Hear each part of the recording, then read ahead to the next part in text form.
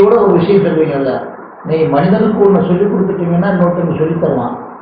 ஆனா ஒரு நீங்க நாய்க்கு ஒரு டான்ஸை கற்றுக் கொடுத்தீங்கனாலோ அல்லது ஏதோ ஒரு பயிற்சியை கொடுத்தாலும் இன்னொன்று சொல்லிக் கொடுக்க முடியாது. இப்போ என்ன இதை கேட்கறதுக்காக, அப்போ அந்த பயிற்சியை அதை வளர்ச்சி அவன் சொல்லிக் கொடுக்கறதுக்கு நேரம் வரைக்கும் தான் அதை செய்ய முடியும்.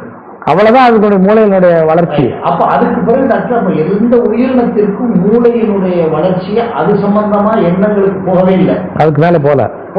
அதுக்கு என்ன அறிவியல் காரணம்? அதுக்கு காரணம் அந்த மூளை எப்படி வளர்ந்திருக்கிறது என்பதை தான் பார்க்க வேண்டும். இப்ப மூளையில, மனித மூளையில அந்த 1 சென்டிமீட்டர் அந்த டாப் லேயர் தான் இந்த வேலையெல்லாம் பண்ணிட்டு இருக்கு.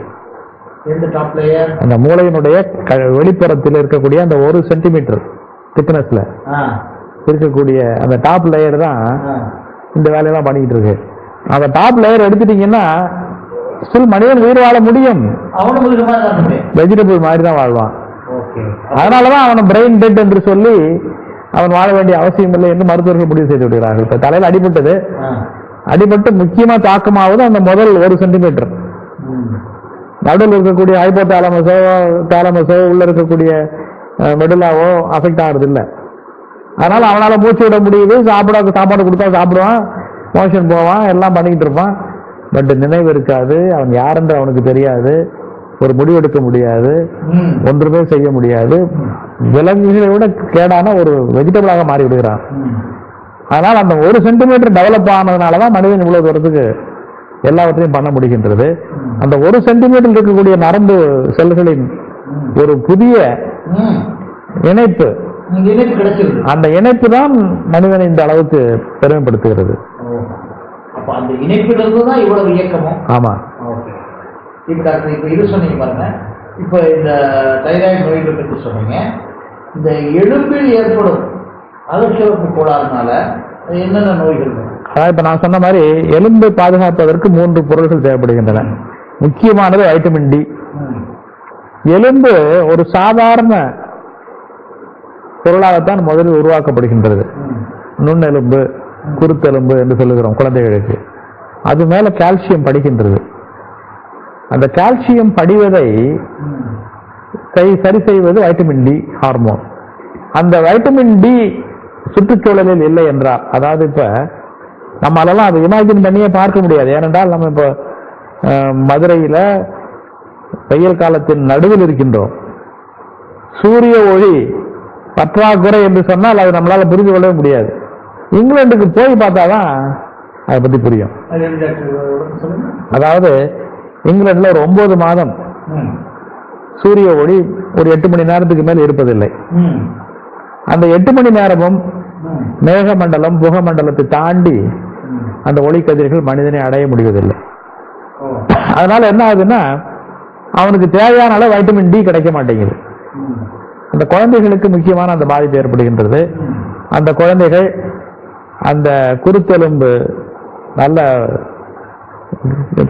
திண்மையான எலும்பாக மாறாமையால் ரிக்கெட்ஸ் என்ற நோயால் பாதிக்கப்படுகின்றார்கள். இது ஒரு வித நோய், எலும்பு நோய். கால்சியம் அதிகமாவதற்கு காரணம் பாரத்தார்மோன் என்று பார்த்தோம். கால்சியம் குறைவதற்கு காரணம் கால்சிட்டோனின் என்று பார்த்தோம்.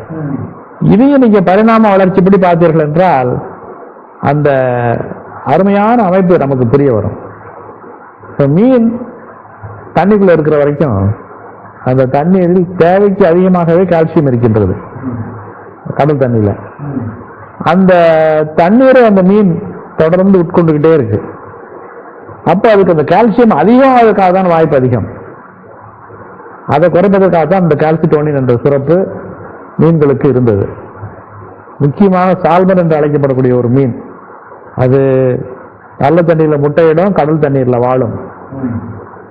மாறி மாறி போயிட்டு வரக்கூடிய அந்த தேவை இருக்கின்றது. ஒரு கப்பல் கூட அப்படி போக முடியாது. கடல்ல போற கப்பல் ஆத்துல போகாது. ஆத்துல போற கப்பல் கடல்ல போனா மிதந்துரும் வெளியே. அது மாதிரி இந்த மீன் மட்டும் கடல்லையும் இருக்கும், உப்பு தண்ணிக்கும் இருக்கும், நல்ல தண்ணிக்கும் போகும். அந்த மாதிரி இருக்கக்கூடிய அந்த சால்மன் என்ற மீனுக்கு இந்த கால்சிட்டோனின் மிகவும் சக்தி வாய்ந்த சுரப்பாக செயல்பட்டு வருகின்றது. அந்த மீன் என்னைக்கு பரிணாம வளர்ச்சி பெற்று தவளையாகவோ ஓணானாகவோ மனிதனாகவோ தரைக்கு வந்தவுடன் அவனுக்கு கால்சியம் மிகுதி என்பது போய் கால்சியம் தட்டுப்பாடாகிவிட்டது. அப்ப அந்த கால்சிட்டோனின் செல்கள் தைராய்டுல இங்கொன்று அங்கொன்றுமாகி மொசைக் வச்ச மாதிரி தான் இருக்கு. ஒரு தனி உறுப்பா இல்லை, அது சக்தி வாய்ந்ததாகவும் இல்லை. நான் சொன்ன வால் கதை தான். இன்னும் கொஞ்ச நாள் அது மறைந்தாலும் மறைந்துவிடும். ஆனால் அந்த கால்சியத்தின் தேவை அதிகமாகும் பொழுது இந்த பாரத்தார்மோனும் கடலில் இருந்து வெளியே வந்தனால சூரிய வெப்பத்திற்கு நேரடியாக தாக்கப்படுகின்ற அந்த தோலில் இருந்து வைட்டமின் டியையும் நம்மால் தயாரிக்க முடிந்ததால் நம்முடைய கால்சியம் தேவை நிறைவேற்றப்படுகின்றது. இதுதான் அந்த பரிணாம வளர்ச்சியினுடைய ஒரு ஆழ்ந்த கருத்து. டாக்டர் வந்து இதுல இருக்கிறதே கணையம் என்ற விஷயம் வந்து இதுல எங்க ஆக்குபை பண்ணுது? கணையம் அகச்சுரப்பு புறச்சுரப்பு இரண்டையுமே வைத்துக் கொண்டிருக்கின்றது. உணவுப் பொருள் செரிமானமாவதற்கு புறச்சுரப்புகள் தேவைப்படுகின்றன. அதாவது என்சைம்ஸ் என்று சொல்வார்கள். அந்த என்சைம்கள் கணையத்திலிருந்து வந்து நாம் உணவில் இருக்கக்கூடிய புரதம், கொழுப்பு, மாவு பொருட்கள் அனைத்தையும் சிறு சிறு துகள்களாக்கி அவை உடலுக்குள் செல்லும்படி செய்கின்றன. அந்த கணையத்திலேயே சில திட்டாக சில செல்கள் அமைந்துள்ளன. அவற்றை லாங்கர்ஹானின் கணைய திட்டுக்கள் என்று அழைக்கின்றோம். லாங்கர்ஹான் என்ற ஒரு மருத்துவ மாணவர் இந்த திட்டுக்களை முதலாக கண்டுபிடித்தார். ஒரு மாணவராக இருந்த காலத்திலேயே இந்த கணையங்களை வெட்டி பரிசோதனை செய்யும் பொழுது இதில் ஏதோ செல்கள் திட்டாக காணப்படுகின்றன, அது என்ன என்று எனக்கு புரியவில்லை என்று அவர்தான் முதல்ல அதை இது பண்ணார். ஆனால் அவருடைய பெயரை சொல்லி அழைக்கின்றோம். அதில் இருக்கக்கூடிய செல்கள் அகச்சுரப்பி செல்கள். ஆல்பா செல்கள் என்பவை குளுக்ககானை சுரக்கின்றன. குளுக்ககான் ரத்தத்தில் சர்க்கரையை அதிகமாக்க பயன்படுத்துகிறது.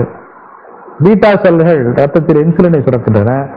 இன்சுலின் ரத்த சர்க்கரையை சேமிக்க பயன்படுகின்றது. டெல்டா செல்கள் சோமாட்டோஸ்டாட்டின் என்ற ஒரு சுரப்பை சுரக்கின்றன. அது மாதிரி அதில் பல அகச்சுரப்பி செல்கள் இருக்கின்றன. எனவே அதையும் ஒரு அகச்சுரப்பி என்று எடுத்துக்கொள்ளலாம். இப்போ டாக்டர் ஆல்பா, பீட்டா, டெல்டா சொல்றீங்க, இது வந்து அதிர்வலைகள், மூளையினுடைய அதிர்வலைகளுக்கும் இந்த மாதிரி இல்ல இல்ல ஏபிசிடி என்று பெயர் கொடுக்கறதுக்கு பதிலாக ஆல்பா பீட்டா காமான்னு கொடுத்திருக்காங்க. அவ்வளவுதான், அதுக்கு சம்பந்தம். இப்ப டாக்டர் அடுத்து வந்து இந்த அட்ரினல் சுரப்பிகள், அதனுடைய பணிகள் எப்படி? அட்ரினல் சுரப்பிகள் ஒவ்வொரு சிறுநீரகத்துக்கு மேல இரண்டாக இருக்கின்றன. சிறு நீரகம் அதுக்கு மேல, அதனாலதான் அதுக்கு அட்ரினல் பெயர் கொடுத்திருக்காங்க. அது இரண்டு பகுதிகளாக இருக்கின்றது. வெளிப்பகுதி ஒன்று புற அட்ரினல், நடுப்பகுதி அக அட்ரினல் என்று இரண்டு. அந்த அக அட்ரினலுடைய வேலை என்னவென்றால் அட்ரினலின், நாரட்ரினலின் என்ற இரண்டு சுரப்புகளை வெளிப்படுத்துகின்றது. நான் சொன்ன அந்த புலி கதை, அந்த அட்ரினலின் நாரட்ரினலின் வெளியே வந்தால்தான் இவனுக்கு அந்த புலியை எதிர்கொள்வதற்கான சக்தி கிடைக்கும். இப்ப அந்த பிரச்சனை இல்லைங்கிறதுனால அந்த சுரப்பையும் அந்த வால் மாதிரி சுருங்கிட்டே வந்துருச்சு. அந்த சுரப்பையும் ரொம்ப முக்கியத்துவம் கொடுத்து யாரும்